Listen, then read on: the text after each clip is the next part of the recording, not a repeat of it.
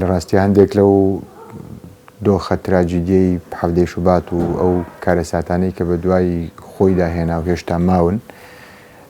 بۆ خۆت هێناتە زمان لە ڕاستیە. من حەڤدەی شوبات ڕۆژێکی پیرۆز و ڕۆژێکی گرنگە لە مێژووی کووردا، بەتایبەت مێژووی هاوچەرخی گەلی کورد و زۆر بەتایبەتترێگە لەسەر باشوور و ئەزموونی باشوور قسە بکەین. گرنگی حەڤدەی شوبات هەر لەوانەیە کە ڕاستی کە ناڕەزایەتیەک بوو دژ بە ستەم و دژ بە با بڵێن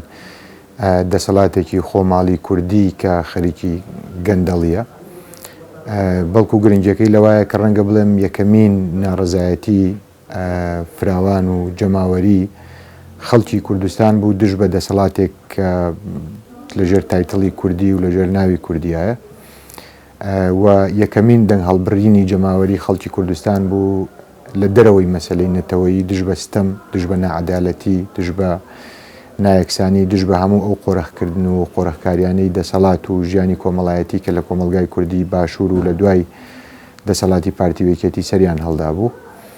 و گرنگێکی دیکەی لە ڕاستیا بریتی بوو لەوەی کە لە تێگەیشتنێکی قوڵەوە لەو هەلومەرجەی کە گەلی کوردی تیاژی و بەتایبەت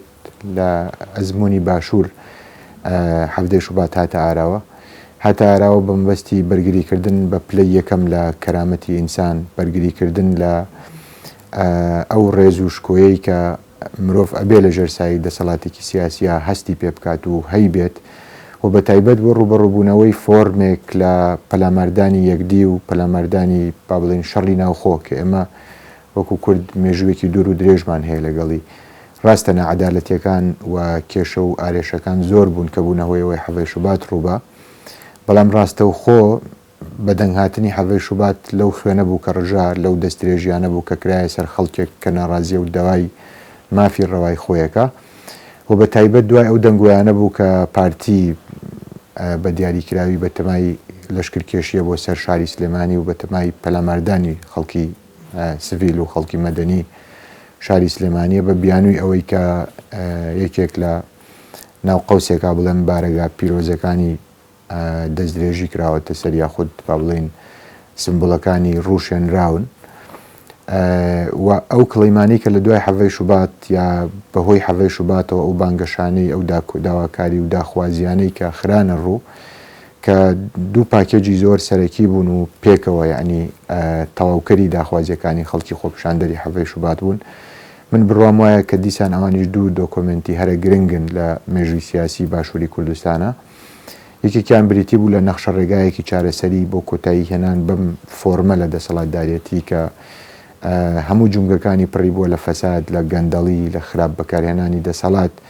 و لە قۆڕەخکردنی دەسەڵات و 50 بە 50 و دابەشکردنی هەموو شتێک بەسەر دوو هێزی خێڵکی و بە بڵێن میلیگەرای کووردە کە پارتی وێکێتین بە دەرەجە یەکەم و بوون ئەو کاتە. و دۆکۆمنتەکەی تریان بریتی بوو لە پەیماننامەی کۆمەڵایەتی کە لە پەیماننامەی کۆمەڵایەتی بە بڕوای من دۆکۆمنتێکی یاسایی، دۆکۆمنتێکی نیمچە دەستوری هەرە گرنگە کە ئەتوانێت بۆ ئایندەش لە ڕاستیا بەرچاوڕوونی گەورە با بە ئێمە لە پەیوەندیا بەوەی کە ژیانی سیاسی خۆمان چۆن ڕێک بخەین. ئەو دۆکۆمنتە ئێمە کۆمەڵێک هاوڕێ و برادەر و دوای ڕاوێژێکی زۆر و لە ڕاستیا دانیشتنێک و گەڕانەوە بۆ کۆی ئەرشیفی پەیوەندیدار بە بابەتی مافەکانی مرۆڤ و بە دەستورە جیهانیەکانەوە و بە چۆنیەتی بنیادنانی ژیانی مەدەنی و کۆمەلگای مەدەنیەوە دامانڕشت و وەکو عەرزم کردی من ئێستاش قەناعەتم وایە کە هەرە گرنگترین ئەو دۆکۆمنتانەیە کە ئەکرێت ئینسانی کورد لەسەر ئەو دۆکۆمنتە ژیانی خۆی ڕێک بخاوە بتوانێت ئەزموونێکی دیموکراسی، ئەزموونێکی با بڵێن شایەن بە مرۆڤی ئەم ناوچەیە بنیاد بنێ لەسەر ئەو دۆکۆمنتەوە، ئەزموونێک کە لە دەرەوەی ئەو قۆڕەخکاری و فۆرمە ناشرینانەی دەسەڵات و گەندەڵی بێ کە لە باشووری کوردستانە هەیە و ئێمە ئێستاش پێوەی ئەناڵێنین. وەکو بەڕێزت وتت بەڕاستی خوێنی حەڤدەی شوبات وشک نەبووەتەوە و ڕەنگە حەڤدەی شوبات لەگەڵ داخوازیەکان و خۆپیشاندانەکان و ناڕەزایەتیەکانی دوای خۆیان فەرقێکی سەرەکی لە دوورڕەوە بێت. یەکێک ئەوەی کە هەموو ئەو ناڕەزایەتیانە بە جۆرە لە جۆرەکان درێژبوونەوەی حەڤدەی شوبات بوون و یەکێکی تریان کە بۆ من گرنگترە ئەوەیە کە ئەو ئاسۆیە و ئەو با بڵێن ئاستەی کە خۆپشاندانەکانی حەڤەی شوبات پێیگەشت بوو تا ئێستا ناڕەزایەتیەکان لە باشووری کوردستانە و دوای حەڤەی شوبات نەگەشتونەتەوە بۆ ئاستا لە هەفتەی شوبات تا ئێمە ڕاست و ڕەوان و ئاشکرا داوای گۆڕینی سیستەممانە کرد داوای ڕۆشتن و بەجێهێشتنی بنەماڵە و پارتی وێکێتیمانە کرد داوای سەر لە نوێ داڕشتنەوەی ژیانی سیاسیمانە کرد یعنی داخوازیەکانی هەفتەی شوبات داخوازی عەدالەت بوون داخوازی یەکسانی بوون داخوازی سیستمێکی سیاسی دادپەروەر و شایستە بە ئینسان بوون داخوازی کەرامەتی مرۆڤ بوون بەداخەوە خۆپشاندانەکان دوای ئەوە بەهۆی پەرەسەندنی زیاتری گەندەڵیەکان و بەهۆی زۆربوونی زیاتری کێشەکان و بەهۆی سەرکوتکردنی ئەو بزوتنەوە گرنگەی حەڤەی شوباتەوە هاتنە سەرەوەی کە داوای موچە بن کە داوای بچووک و دیاریکراو بن هاتنە سەرەوەی کە پارچە پارچە و بەش بن و بە جۆرە لە جۆرەکان فۆرمێکی خراپ لە بێمتمانەی حاکم بێ بەسەریانە بۆیە هەرچەند داخوازیەکانیان بچووک بوون تا ئێستاش بەڵام نیانتوانی هەندێکیش لەو داخوازیانە لانی کەمی ئەو داخوازیانش بهێن نەدی ئەگەرچی داخوازی سنووردار و بەرتەسک بوون ئەمن خۆی ڕاست و ڕەوان قسە بکەین لەبەرەوەی کە خیانەتکردن لە مێژوو چوزانم لە هەندێک هەلومەرجی سیاسی و ناڕازگۆیی لەگەڵ یەکتر پێ ناچێت لە بەرژەوەندی هیچ کەممان بێ ینی لە بەرژەوەندی هیچ کام لە هاوڵاتیان و لە خەڵک و لە هێزە سیاسیەکانی باشووری کوردستانیش بێ من ناتوانم ئەو دۆخە و ئەو هەلومەرجەی دوای حەڤەی شوبات و ئەو دابەزینە گەورەیە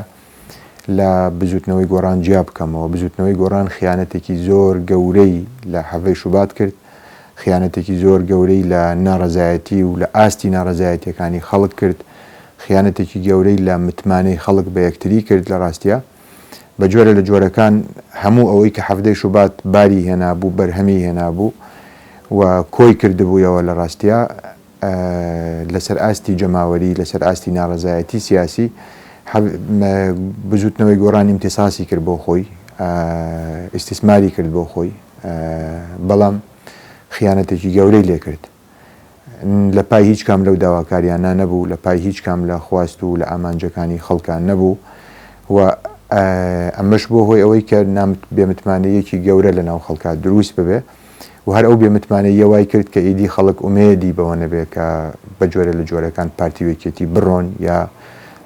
هێزێک بتوانێت پارتی وێکێتی وەلاوەنێت و تەنانەت تەسیرێکی گەورەی لەسەر متمانەی خەڵک بە ژیانی سیاسی متمانەی خەڵک بە گۆڕانی سیاسی متمانەی خەڵک بە پێکەوە بوونی ڕاستەقینە کاریگەرێکی زۆر سەلبی خراپی لەسەر ئەم شتانەدانا بۆیە وای لێ هات کە ئینسانەکان داخوازیەکانیان بچووک ببێتەوە بۆ ئاستی داواکردنی موچە بۆ ئاستی داواکردنی کۆمەڵێک داواکاری زۆر لاوەکی و بچووک و کێشە بنەڕەتیەکەیان بیر بچێتەوە خەڵکی کوردستان کێشە بنەڕەتیەکەی بە معنایەک لە معناکان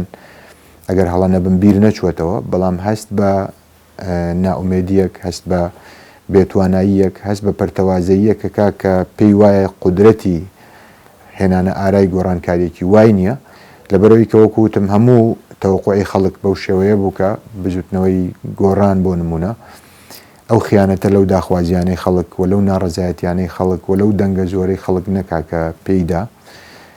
و لە ڕێگەی ئەو بزوتنەوەیەوە بەشێکی زۆری ئەو داخوازیانە و بەشێکی ئەو زۆری ئەو چاکسازیانی کە چاوەڕوان ئەکرا بێتە دی بەڵام بەداخەوەکوتم بزوتنەوەی گۆڕان هەم خیانەتێکی گەورەی لە ئەو داخوازی و ئەو متمانەیە و خیانەتێکی گەورەی لە داواکاریەکانی خەڵک کرد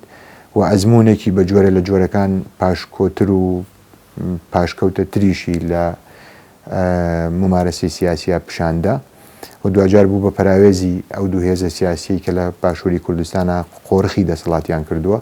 کەوتە ململانێ لەگەڵیان لەسەر پشک و لەسەر کابراوتی پێگە و لەسەر دەسەڵات و ئەمانە ژوای کردو کوتم ئەو ناومێدیە گەورە لە ناو خەڵکی باشووری کوردستانە دروست ببێ کە بە جۆرێک لە جۆرەکان ئەتوانم بڵێم هەم بەناو هاوپەیمانی هەم نەوەی نوێ بەرهەمی لە ڕاستیا بەرهەمی دیکەی ئەو ناومێدیە بوون بەرهەمی دیکەی ئەو مارکتین و خۆخستنە بازار و بە بازار و دوکانکردنەی بانگەشەی سیاسی بوون و